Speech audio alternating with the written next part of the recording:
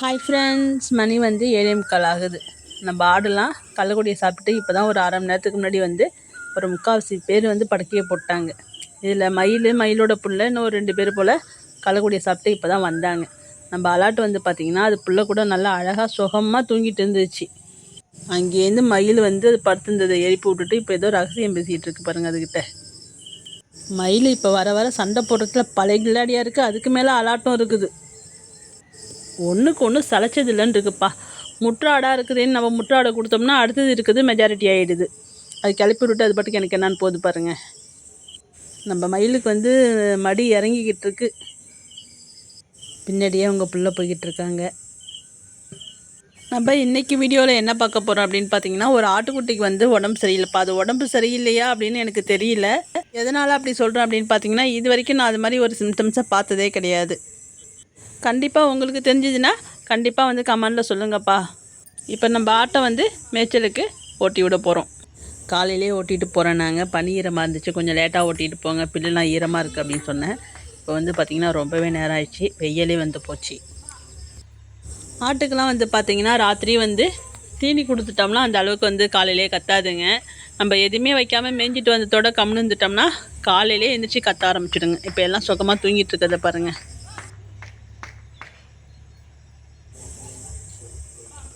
ஏஞ்சி வரத்துக்கு அவ்வளோ சோம்பேறித்தனம். ஏன்னா அந்தளவுக்கு வயிறு ஃபுல்லாக இருக்குது.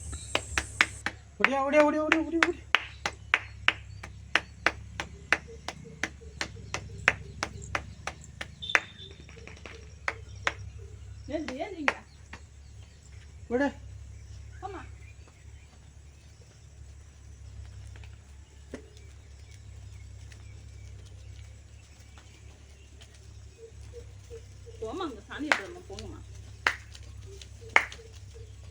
அலாட்டே, நீ அடி வாங்க போற. இந்த ஆட்டுக்குட்டிக்கு தான் வந்து பார்த்திங்கன்னா உடம்பு சரியில்லை. எனக்கு வந்து உடம்பு சரியில்லையா, இல்லை அது வந்து வெள்ளாண்டுச்சா, இல்லை வேறு ஏதாச்சும் பூச்சி கடிச்சிச்சா. ஏன்னா கடுத்தா வந்து நம்ம கொலையில் வந்து நிறையா இருக்குது. கடுத்தா கடிச்சா கூட சில சமயத்தை இப்படி பண்ணுங்க, அதுக்கப்புறம் தான் நார்மலாக ஆகிடும். ஆனால் அவன் வந்து ரொம்ப நேரம் வரைக்குமே அப்படி தான் இருந்துச்சு. ஃபஸ்ட்டு வந்து பார்த்திங்கன்னா தரையை சீச்சிக்கிட்டே இருந்துச்சு, அதுக்கப்புறம் படுக்க ஆரம்பிச்சிது. ஒரு 5 நிமிஷம் 10 நிமிஷம் வரைக்கும் தலையை மட்டும் ஆட்டிக்கிட்டு, அதாவது மேலே அரிச்சிதுன்னா ரொம்ப பேன்லாம் இருந்து அரிச்சிதுன்னா ஒரு மாதிரி இருக்கும் பாருங்கள், அது போல் இருந்துச்சு. பேன் வந்து இல்லை, நான் வந்து பார்த்தேன், பேன் வந்து இல்லை. ஏன்னா நம்ம இப்போ தான் வந்து பேன் மருந்து போட்டு விட்டோம், அதனால் பேன்லாம் இல்லை. ஆட்டுக்கு வந்து நிறைய பேன் இருக்கும்போது வெயிலில் படுக்கணும், உடம்பை போட்டு தேய்க்கணும், கொம்பை வந்து தேய்க்கணும் அப்படின்னு தோணும். ஆனால் ஆட்டுக்கு வந்து பேன்லாம் இல்லை. இது பண்ணுற சிம்டம்ஸ்லாம் பார்த்து எனக்கு வந்து மயக்கமே வந்துடுச்சு. ஏன்னா அப்படி ஒரு பாடுபட்டுடுச்சு அது. அங்கே பாருங்கள், அது அப்படியே இடத்துக்கு இடம் துள்ளுது.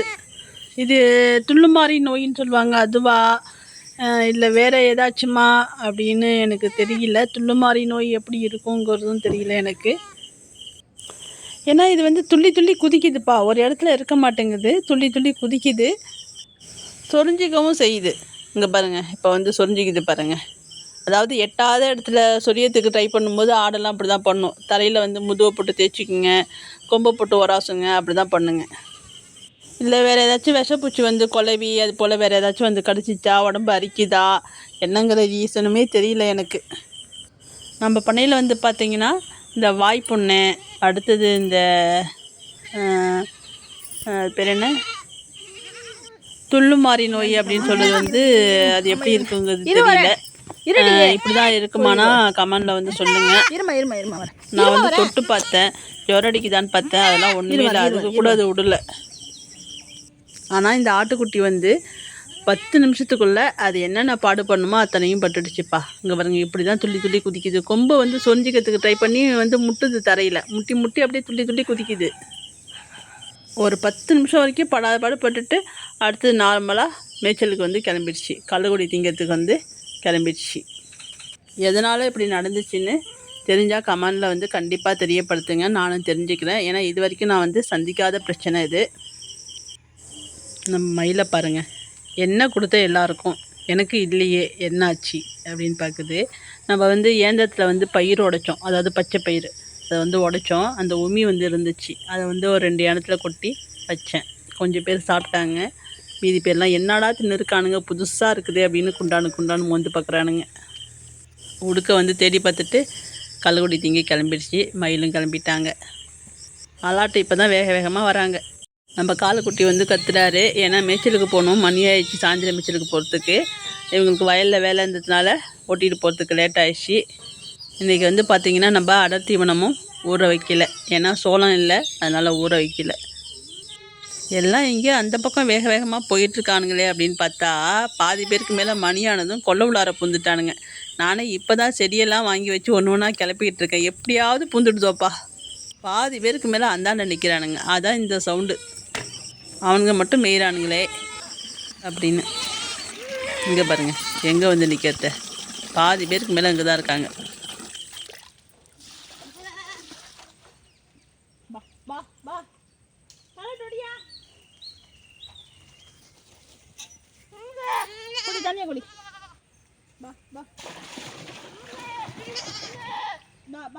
உடுக்க புள்ள கத்துறது இருக்கு பாருங்க, அது மட்டும் தனி சவுண்டாக கேட்கும். அவங்க அம்மா அவ்வளோ உரிமையாக கூப்பிடுவாங்க. கொடியம்மா எல்லாம் மேய்ச்சலுக்கு போகிறானுங்க, கொடியா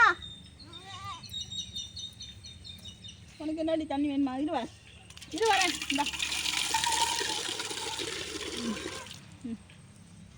பா பா முட்டக்கூடாது. எங்கடா 2 4 6 கூப்பிடுவாங்க.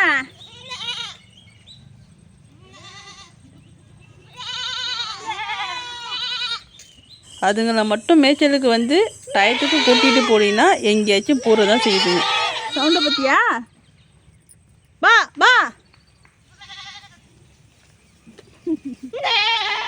கோங்கோ கோமா பா பா பா போகிறோம், நல்லா ஓடியா கூப்பிட்டு போங்க, அப்போதான் வரேன்.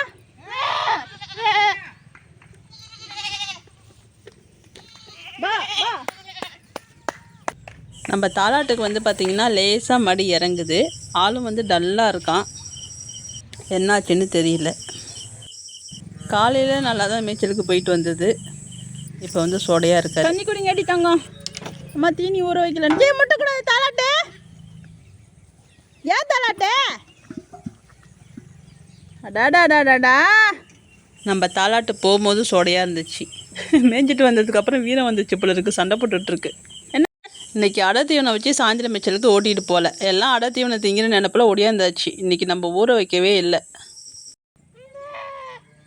வரட்டும் வரட்டும், அம்மா வரட்டும். அம்மா வரலையாடி, அந்த அங்காவும் கூப்பிடுதான் அம்மாவை.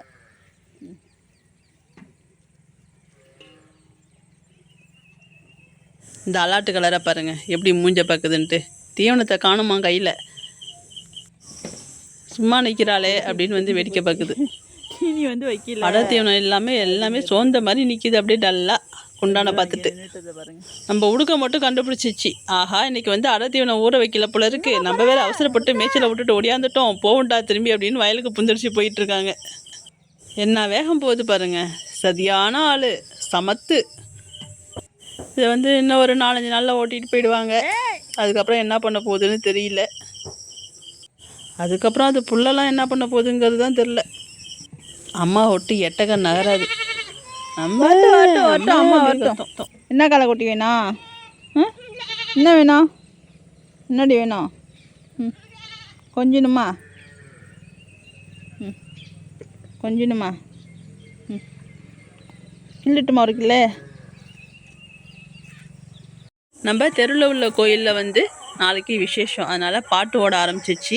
அதனால் நம்ம வீடியோவை இதோட நிறுத்திப்போம். நம்ம மறுபடியும் இன்னொரு நாள் சந்திக்கலாம். அந்த ஆட்டுக்குட்டிக்கு மட்டும் என்ன பிரச்சனையாக இருக்கும் அப்படின்னு தெரிஞ்சதுன்னா கண்டிப்பாக கமெண்டில் சொல்லுங்கப்பா. வீடியோக்கு ஒரு லைக் போடுங்க.